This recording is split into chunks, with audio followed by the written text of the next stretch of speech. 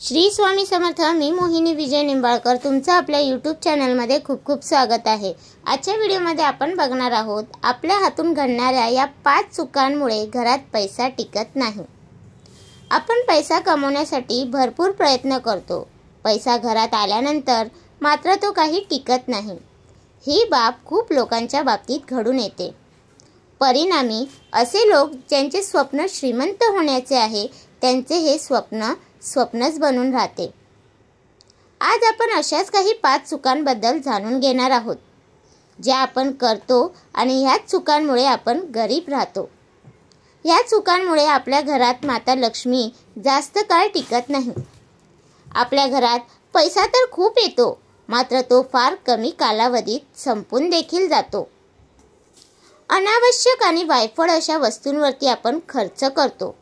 अगदी आपल्याला नको असलेल्या वस्तूंमध्ये आपला पैसा खर्च होतो, परिणामी हातात पैसा राहत नाही। चला तर जाणून घेऊयात या 5 चुका कोणत्या माता लक्ष्मीला ज्या गोष्टी आवडत नाही किंवा ज्या गोष्टी केल्याने माता लक्ष्मी रुष्ट होतात अशा 5 गोष्टी आपण जाणून घेणार आहोत।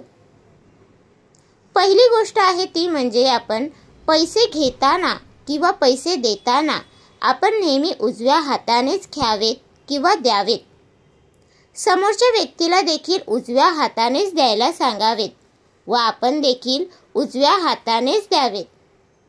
कधीही लक्ष्मी घेताना किंवा देताना आपण डाव्या हाताचा वापर करू नका। उजव्या हाताने केलेले व्यवहार हे शुभ असतात। हे व्यवहार नेहमी यशस्वी ठरतात। उजव्या हाताने केलेल्या व्यवहारामुळे आपल्याला नेहमी यश प्राप्त झालेले आहे। म्हणूनच धर्मशास्त्रांच्या मान्यतेनुसार आपण उजव्या हातानेच पैसे द्यावेत व घ्यावेत। दुसरी गोष्ट म्हणजे पैसे मोजताना ते बोटांना थुकी लावून मोजतात। खरं तर पैसे नीट मोजता यावे यासाठी अशा प्रकारे आपण वागतो, मात्र पैसे हे साक्षात माता लक्ष्मीचे रूप आहे आणि ते थुकी लावून ते पैसे मोजू नयेत। ते तसे केल्याने माता लक्ष्मीचा अपमान होतो, त्यामुळे माता लक्ष्मी रुष्ट होतात। त्याऐवजी आपण पाण्याचा वापर आपण करू शकता। तिसरी गोष्ट म्हणजे जे काही आपले धार्मिक ग्रंथ आहेत, महाभारत असेल, रामायण असेल इत्यादी, हे सर्व धर्मग्रंथ वाचताना आपण पाने उलटताना आपण थुकीचा वापर करतो। बऱ्याच जणांना सवय असते, तर असे करू नका। अनेक मार्ग आहेत पाने उलटण्याची, म्हणून आपण हे टाळावे। हे अशुभ मानले जाते। धर्मग्रंथांना थुकी लावणे हे साक्षात 33 कोटी देवांना लावल्यासारखे झाले, म्हणून आपण हे कटाक्षाने पाळावे। चौथी गोष्ट आहे ती म्हणजे नखे कापण्याच्या बाबतीत। नखे आपण कोणत्या दिवशी कापावी, तर आपण शक्यतो इतर कोणत्याही दिवशी नखे कापा, मात्र रविवारी आपण आपल्या हातापायाची नखे ही कापू नका। ज्या घरी रविवारी हातापायाची नखे कापली जातात त्या घरात सदैव दरिद्रता वास करते। माता लक्ष्मी त्या घरात वास करत नाही।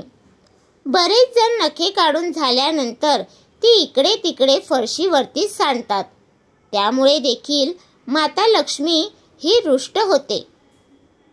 पाचवी गोष्ट आहे ती म्हणजे जेव्हा आपल्या हातात कोणती मोठी रक्कम येईल तेव्हा आपण ती सर्वप्रथम देवासमोर ठेवावी।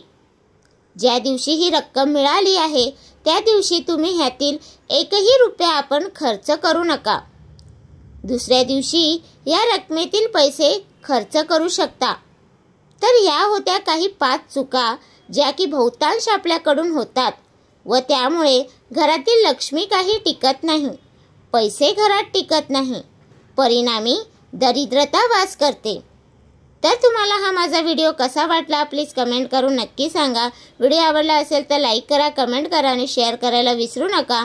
आणि तुम्ही अजूनपर्यंत आपल्या चॅनलला सबस्क्राईब केलं नसेल तर प्लीज जाऊन चॅनलला नक्की सबस्क्राईब करा, कारण आपल्या चॅनलवरती तुम्हाला आध्यात्मिक माहिती आणि स्वामी महाराजांचे व्हिडिओ बघायला भेटतात।